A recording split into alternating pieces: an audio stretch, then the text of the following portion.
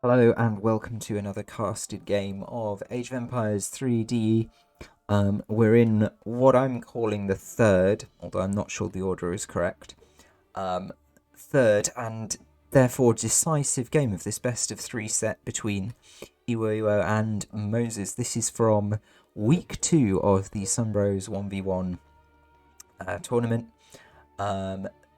Civs here on this map of Dnieper Basin are two civs who are both very suited to the fact that this map comes with 3 cows. Looks like 4 have spawned, although it's normally 5. Maybe we just got unlucky there. In the green, playing as Memesico, Mexico, everyone's favourite. It's Ewoewo, coming off the back of wins with Hausa and loss with Ethiopia, so played both the African civs prior to this. And in the pink, at the other end of the map, playing India, we have Moses. Moses lost with India to Hausa, but won with Malta in the 2 prior games. So they are going to have another go with India here for the decider. If we look at the opening, neither player going straight for the livestock on the island here, which is a little bit surprising given they've both chosen livestock desiring civs. Maybe they just briefly forgot there in the excitement. We see Mexico's Explorer now heading that way, and they're probably going to pick up at least... Ooh, well, maybe they're not actually, because we've also got one of the Indian monks heading this way, and so there's going to be a little bit of argy-bargy here around the cows, and it's going to be very important for Mexico to do that very annoying micro of walking your cows and your Explorer together to make sure that they don't get sniped, especially with both of the Indian monks now around. Now, it looks like, yeah, a little bit of discussion of that in the chat. I couldn't agree more. Now, it looks like Mexico picked up 2 of the cows there, so with their starter cow, going to have a total of 3. That's an okay outcome, but it's definitely not what they would have wanted. India's going to explore up into this corner, be confused by the one missing cow that didn't spawn. They found one of their own, and there's a 4th and final cow that they can see thanks to the pre-explore on the river, lurking in that corner there. I'm surprised Mexico didn't stop to pick that one up as well. They could have sort of used this river crossing here, but they haven't done so, and so India picks up 2 cows. So it's 3-2 in the cow scores. That's the cow mini game finished, and now we can start with proper Age of Empires 3. India have just shipped Distributivism, playing the standard deck again. I wonder if we're going to see foreign logging once again, and those double trickles to give their economy that early boost. Mexico, meanwhile, are opening with the standard Mexico first card, the Hacienda and 2 settlers. They've also got the Cathedral available, so we might see the Cathedral coming in really early. And then we've got a pretty multi-purpose Age 2, Age 3 deck here. Those Navajo Renegades. We do see the Cathedral coming in, really nice. Those Navajo Renegades providing an option for a nice sort of early raid, a bit of aggression. But of course it's Mexico, so there's always the possibility that this all goes out the window if they choose to go for one of their revolutions. Indian monk now coming in really close to the Mexican base. Perhaps doesn't realise it. It's going to spot that hacienda there that's been put down right in front of the base. Going to spot the town centre. Meanwhile, at home, they're building the Agra fort. So real repeat of what we saw in the other India game in terms of India's kind of opening wonder and opening card. But well, I was going to say, don't, if it's ain't broke, don't fix it, but it sort of didn't work, so I guess it's if at first you don't succeed, try again instead. Mexico have got their cathedral down. That's going to be providing a really nice XP income, 1 per second, and of course it gives them access to some of those powerful cathedral technologies, including the free ones that just give you things, because cathedrals are brilliant. India has a shipment ready for Age 2, and it's going to be foreign logging, so we're seeing the double wood trickles, absolutely classic stuff, and the same as in the previous game. Now let's really have a look at how things go in the early Age 2 here. We've got a batch of sepoys coming out of the Agra fort. I'm very confident that that batch will be filled up, so we're going to see 5 heavy infantry on the field for India. If we check in on Ewoewo, the military wagon has gone into a barracks. XP crates from the age up still on the floor. Padre is just kind of wandering around. The general is way out in front of the enemy base. The general just checking things out, getting a bit of line of sight, finding out where the opponent's hunts are.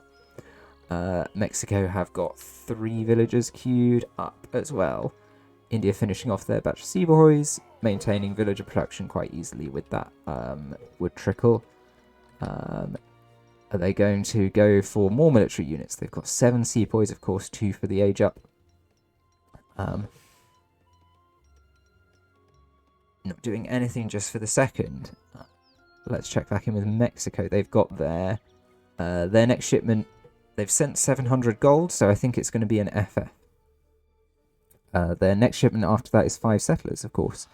Going over popped, 24 or 20, to send in those 5 settlers, and with 700 gold, absolutely loads of food stacked up, they're going to be able to FF with a really nice time and a decent economy behind it as well.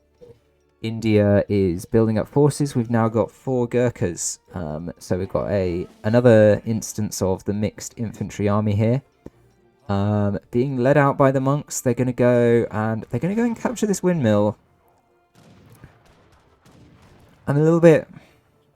I mean, I guess it's better than not doing anything, but... You know, it's basically a villager, and it's tied up your army for nearly as long as it takes to train a villager. So, I'm not sure I'm in love with that. Those windmills. I do think they're a little bit useless. But has captured that windmill, and the army is not pushing out. So Mexico are definitely going to be able to pull off this fast fortress very comfortably. Let's see, they're halfway up now, and mining quite a lot of gold because they need gold to train pretty much all of their good units. And they've queued up a batch of 3 soldado. Remember, these are basically double musketeers, so getting a batch of 5 of them out, it takes quite a long time to do because they're slow training, but getting a batch of 5 of them out is basically like getting a batch of 10 musketeers. They have enough wood for another house because they're running a little bit low on population. And they have 24 villagers because they sent in those 5 villagers. So a really nice kind of conventional FF coming out here from Mexico. Oh, and we see the favourite card of any FF. It's Argeteer Reforms. This is going to double the age up reward they get. Oh, and they're aging up with the SLP, so I can tell you that that's going to give them 500 gold as a base. That's going to be doubled up to 1,000 gold now, thanks to the reforms. And it's also going to give them a free veteran infantry upgrade. And I'm imagining, since we've got 5 soldos on the field, another 2 coming out, but I think that batch is probably going to get filled handily. Oh, it's definitely going to get filled because they've got these gold crates. So a really nice, just conventional FF from Mexico here. And it's allowed them to put these 5 soldados on the field, another batch of 5 coming out. Actually, I'm not sure that they're going to find too much joy here because, you know, Ewo might have been tempted to assume, on the basis that they haven't seen anything, that India's doing something greedy, doing something economic. But actually, India's got the units. Definitely got the units to deal with this force, just hanging around near their base. So if Ewo overcommits here, they're probably going to be having a very bad time with these soldados. I think they've realised that, and just backing off a little bit. Going to go pick up this 90 coin treasure as well. That's pretty nice. Going to help them bring out more soldados. We see the free veteran upgrade I mentioned coming in. We're also seeing the 2 Falcons here. It's absolutely classic FF stuff. You could read this out of a textbook. Has got just 10 soldados on the field now. That's it in terms of military.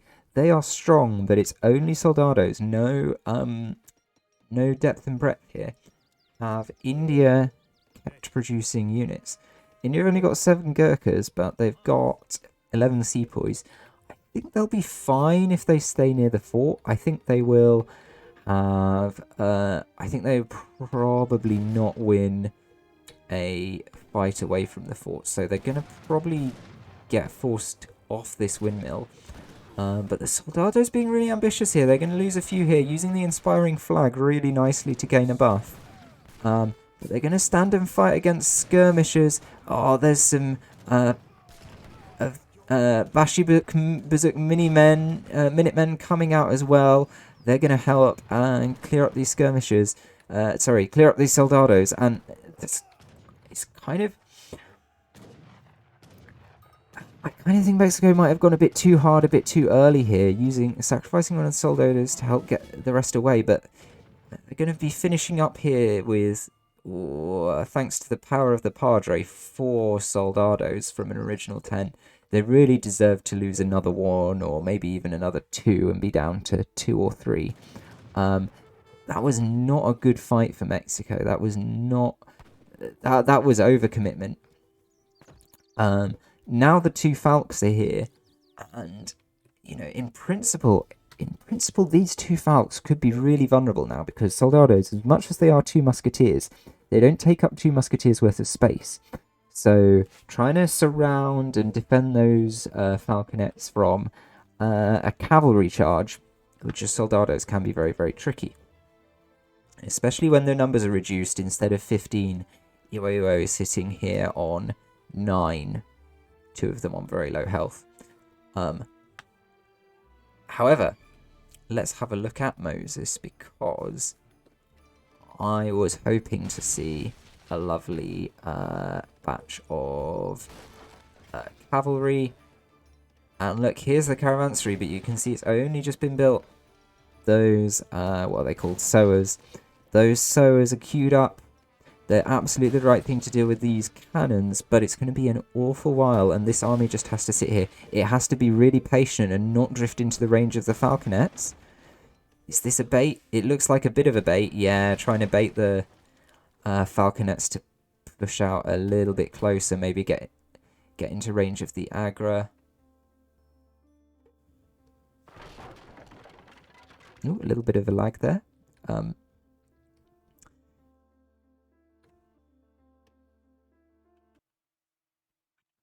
Yeah, so trying to bait these falconets to get into the range of the Agra so that they can have a full-on fight with that taking effect. These sowers are ready now.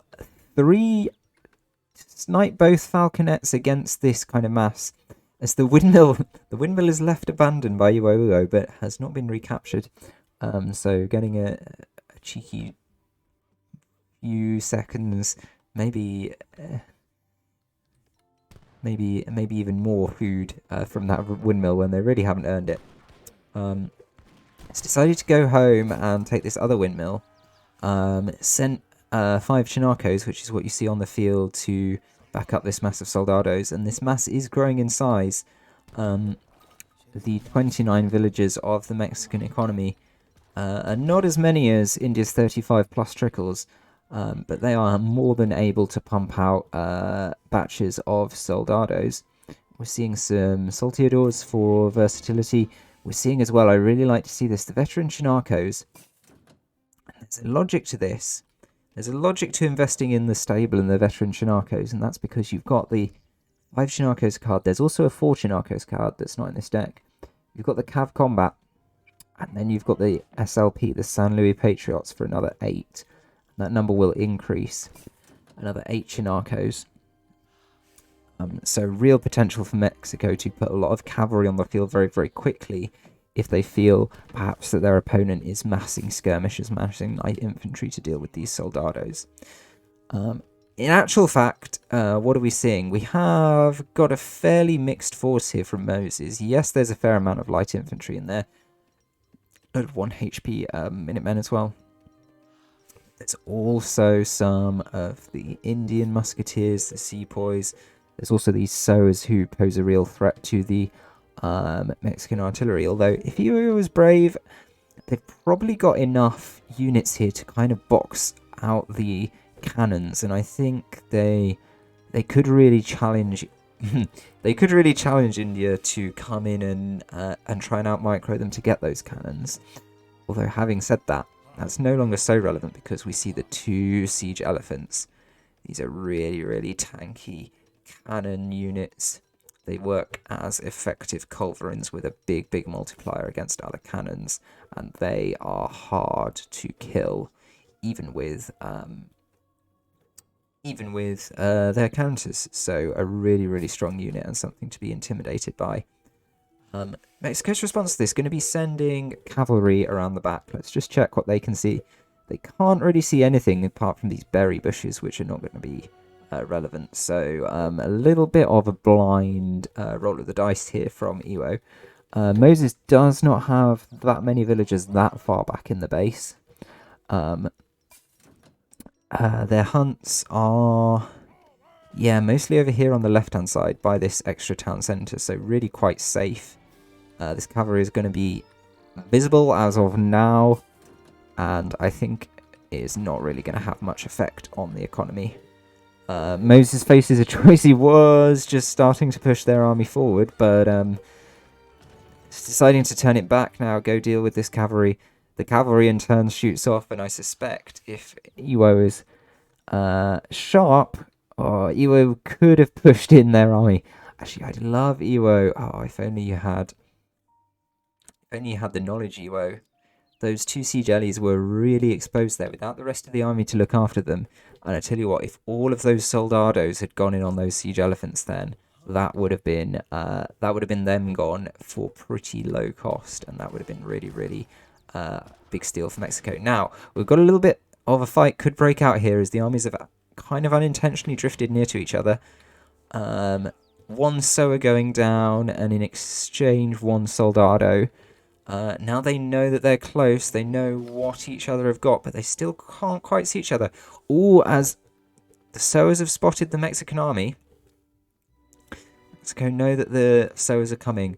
They've got an opportunity here, maybe to catch these falconets who have been put to the back of the formation by the automatic formation. And the siege ellies go in on them, and those falconets are gonzo. That's a really, really big steal for India. That could be really important in terms of this game. Now the siege ellie is going to be firing at these soldados. Siege ellies won't do amazingly against the soldados. I find that their high HP makes it a little bit difficult to get great value from area damage against them, because you don't get complete kills even like on the one you hit. Anyway, we've got a lot of cavalry from the top. They're going to be poking down these siege ellies, but it takes an awful lot of work to kill one of those siege ellies. And while they're still alive, they're still firing into this mass of soldados. Soldados are really, really strong, and there's quite a lot of them. There's still quite a lot of them still alive as well. Let's see, 15 still alive. Almost all the cavalry have gone. India have done a good job of committing the counters in the right places. So the sepoys have shot at the cavalry, and the Gurkhas have been shooting at the soldados, and thanks to that good counterplay, suddenly we've gone down from 15 soldados to 4 and just a handful of supporting units, and it's looking like a bit of a wipe from India. There was a bit in the middle there where Mexico was looking really, really okay, but ultimately I think losing those falconets for free.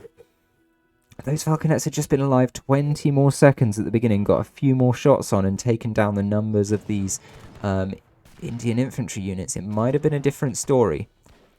Mexico now using the inspiring flag to get a bit of a boost, but it does feel like they're clinging on to it a little bit. India, it seems like, has more of a real force on the field. In score terms, there's not that much difference. Does Mexico have some pocket units somewhere? Does Mexico just have more resources? Mexico has a lot of resources banked. Enough food to go up to industrial, but not enough coin. Perhaps doesn't really know how to spend it. Going to be getting Insurgente, really the only units that they can with all that food. Perhaps needs a market. Perhaps needs to change this hacienda over to gold at the very least. Market is available actually for trading resources, but of course you're not going to get great value out of that. Mexico via, I think, a shipment of salteadors and a batch of soldados has sort of got the mass back on the table. Could also be getting the free insurge tech from the cathedral now. That would be quite a good option, I think. Has these insurges here. Of course, they've only got 90 HP, so they're going to be absolutely toast if they go anywhere near those the cannon fire of those siege elephants. But they can do some damage. Has picked out an effective raiding target here, I think.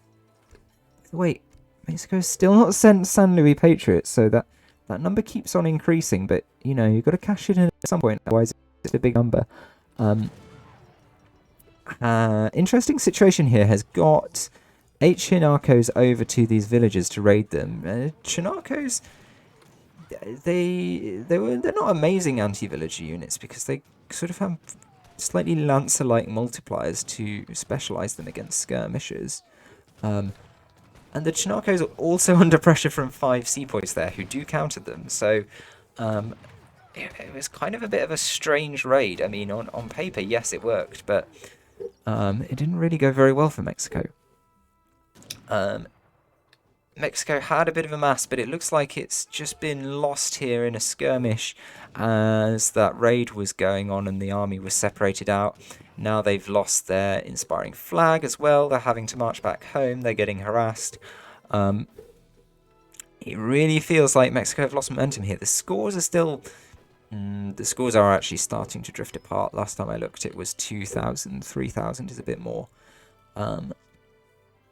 India have got this nice castle in the middle of the map now, establishing themselves as kind of holders of the halfway line, holders of map control. Their villager count is up to 43. Mexico still 42 villagers, have been producing villagers well. Also have been matching the Indians' 2 town centres with just one of their own. I think part of that is due to the 5 villager shipment they got earlier, but they haven't got an H3 villager shipment, so they haven't got the hacienda on villagers, so I've been quite fortunate, I think, not to fall behind in the villager count there. Pretty much burned through that big backlog of food I mentioned a couple of minutes ago. Have got together another force. It's 13 soldados, they're veteran. It's Chinarcos, they're veteran. It's Saltadors, they're veteran. But you've got the same thing on the other side from India. You've got more Gurkhas than anything else, and that's gonna do fine against the Soldados. And then you've also got some of these really, really intimidating elephant units. You've got 2 Howdahs, you've got 2 Mahouts, you've got 2 more Mahouts, you've got 4 Mahouts, and of course you've got the 2 Explorers there as well. Let's go. Trying to execute another raid, but I don't know. So far their raids have been fairly low impact, and I think that's partially because they weren't scouted that well. Partially because India responded to them and got the units into the right places. They've also got their general down miles away from the action. Could do with going and getting him back so they can have another inspiring flag in the next fight. This is going to be a good raid. This is going to take out 3, 4, maybe 5 if he'd been greedy, but he decided to bail out and keep his units alive. Taking out a good number of Indian villagers there and heading up for this mine. I'm not sure if it was deliberate or not, but this combined cavalry army is going to find another group of villagers here over by this mine. And so that's some really nice raiding, but Mexico needs to stop thinking about raiding now and start thinking about some base defense, because they committed a lot of cavalry to that, and there are a lot of skirmishers in their base right now. Those skirmishers will absolutely wipe out this mass of 14 soldados, which are kind of Mexico's only force. Those salteadors, it's not going to do much. Mexico needs an answer to this and needs it quickly. Queued up a revolution. They're going Rio Grande.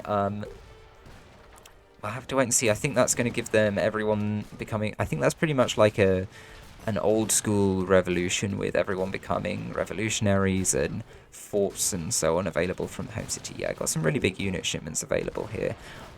But that's not what's important right now. What's important right now is where are they going to get rid of all these Indian units in their base. There's still absolutely tons of Gurkhas alive. There's not been an answer to that. They've lost their town centre. There's still 3 siege elephants at the back. The Indian army is just so strong. Now they've got a little force here, some cavalry going on these siege elephants. And let me tell you, that is not enough to that is not enough to scare those siege elephants. And furthermore, the siege elephants move away, get protected by the Gurkhas, who are not really the right units, but the numbers are big enough that it doesn't matter. And with that, the GG comes in. So Moses with India gets the redemption from that Hausa game we saw earlier, and gets the second win and takes the set 2-1. Ewoewo with some really nice Mexico play there. I absolutely love that FF. I thought the only mistake, but it was quite important, was losing too many of those soldados up here at the very beginning of Fortress with that early push. I think if there had just been a little bit more of a mass, at the first time those 2 Falcons come in, could have gone in, could have faced down the sowers and kept the Falcons alive, could have beaten the Indian infantry and had the momentum to go in there. As it was, the big fight that decided the game was this mid-Fortress Age fight in the middle here. And I think it looked close. It looked close until the last second, but India had the right counters, had the right micro with the right units fighting the right other units. But crucially, India sniped those 2 falconets with their siege ellies right at the beginning. And I think those 2 falconets, they were always going to die, but if they'd been alive 20 or 30 more seconds, they could have done the damage to those, to that Indian infantry mass. And maybe we would have been looking at a different result from that middle fight. The whole game. But that's how it goes. Really good play from Moses, taking the set 2-1, and I think 3 really exciting and fun games that we've seen this evening. Thanks to both players, and see you again soon for more content from this tournament. And for now, that's all, and GG's.